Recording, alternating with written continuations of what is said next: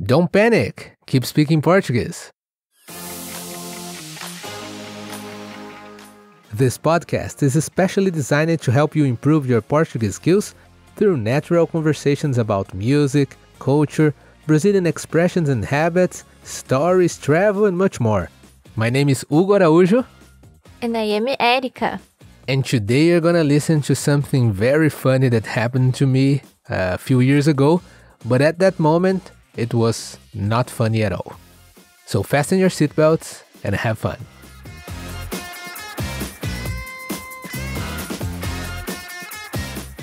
E no episódio de hoje, vamos deixar uma pergunta para o pessoal também tentar acertar? Vamos? Qual vai ser a pergunta de hoje? A pergunta de hoje tem a ver com um nome, pirarucu. Você sabe o que é pirarucu? Eu sei, porque eu olhei no Google. Você já sabia porque... Bom, eu não posso falar o porquê, senão eu vou dar a dica. Mas as opções são... É uma sopa especial do norte do Brasil? É uma espécie de ave? É uma espécie de peixe? Ou é uma parte do corpo?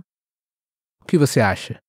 Escute até o final do episódio e descubra o que é pirarucu. Não vale olhar no Google, hein? Tem que escutar.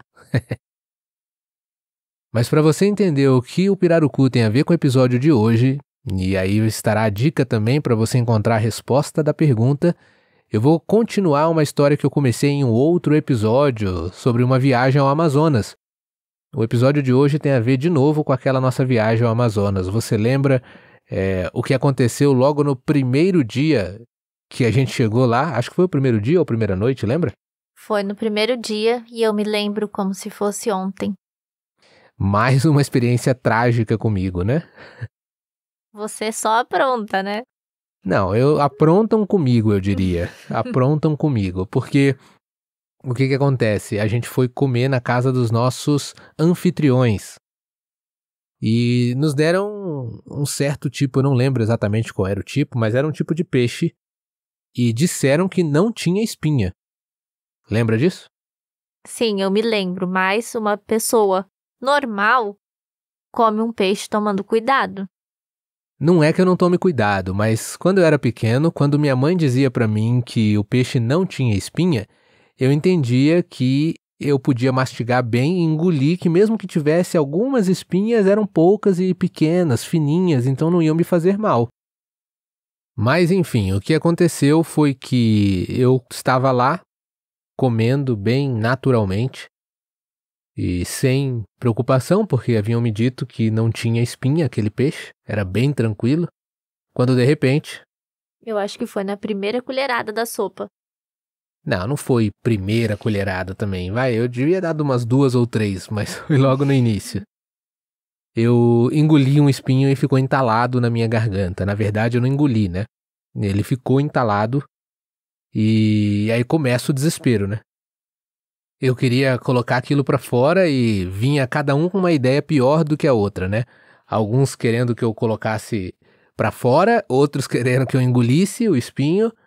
Então me deram farinha, Banana, pão.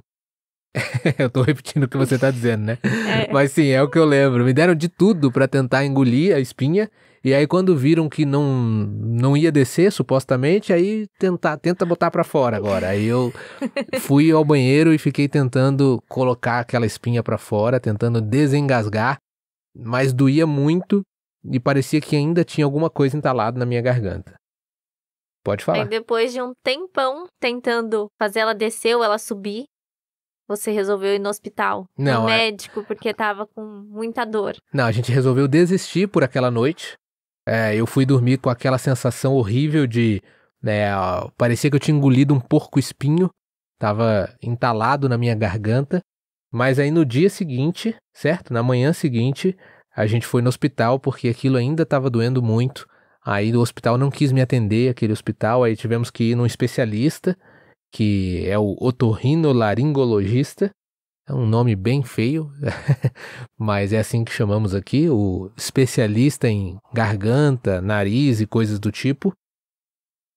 E depois de muito custo, né, ou seja, com muito esforço, A gente conseguiu ser atendido por um médico. No caso, eu consegui ser atendido por um médico, porque um detalhe interessante aqui, abrindo um parênteses nessa história, no Brasil não é tão simples ser atendido assim quando você está fora do seu estado, né?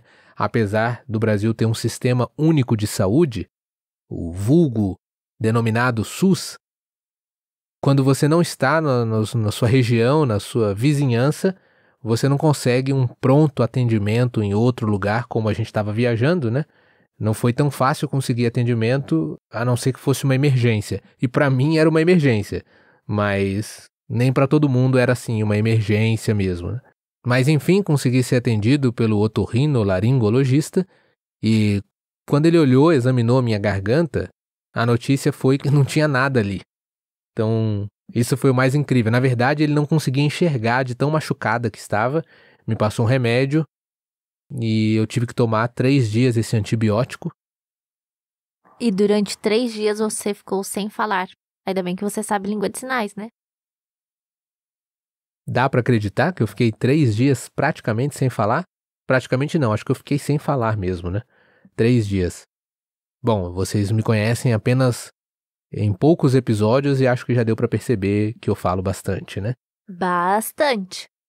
Mas nesse período eu tive que ficar sem falar porque eu ainda sentia como se tivesse engolido um porco-espinho.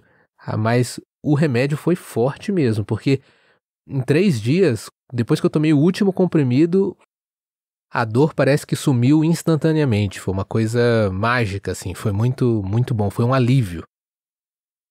Mas diferente do outro episódio que eu contei sobre uma comida típica do norte do país, esse episódio me traumatizou.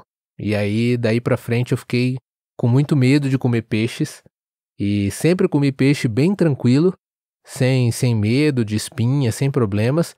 Mas depois desse episódio, do tanto que eu sofri com essa espinha entalada na minha garganta, aí ficou muito mais difícil. Eu fico sempre desconfiado quando vou comer algum peixe e dizem, não, é tranquilo, ele não tem espinhas, né? Mas ainda bem que durante essa mesma viagem no Amazonas eu tive a oportunidade de experimentar um outro prato que esse foi fantástico, assim, e tem a ver com a resposta do nosso desafio, da nossa pergunta. O prato que eu experimentei foi o pirarucu. E agora você vai descobrir já, dado essa história, eu acredito que você já saiba o que é o pirarucu. Conta pra eles, Érica, o que é o pirarucu? O pirarucu, ele também é conhecido como gigante da Amazônia. Eu acho duvidoso isso, mas dizem que ele chega a 300 quilos em água doce. Será mesmo? Um peixe de 300 quilos? Você lembra do tamanho do pirarucu que tinha num restaurante que a gente foi? E tinha como se fosse uma maquete desse pirarucu de madeira. Você lembra do tamanho dele? Não, ele era grande, mas eu acho que ele não chega a 300 quilos, nem de longe. São muitos, muitos metros de peixe. Eu acho que é extremamente possível que ele chegue a 300 quilos. Lógico que não deve ser assim. Todo pirarucu tem 300 quilos, né? Mas algum já deve ter chegado, eu acredito. E o pirarucu, além de poder chegar a ter até 300 quilos, ele é diferente de outras espécies porque ele não tem espinha e nem o gosto forte que os outros peixes têm. E desse momento em diante, dessa experiência em diante, eu só quis comer agora, só quero comer pirarucu, porque não quero me expor a ficar entalado com uma espinha na garganta de novo, né? Então hoje você conheceu mais esse peixe típico e esse prato também típico do país, e você aprendeu uma lição muito importante sobre cuidado ao comer peixes quando vier ao Brasil, cuidado ao acreditar que quando disserem para você que o peixe não tem espinha, para você ficar tranquilo, mesmo assim, desconfie e mastigue bem. Esse foi mais um episódio do Don't Panic, Keep Speaking Portuguese. Então não se esqueça, não desista e continue falando português.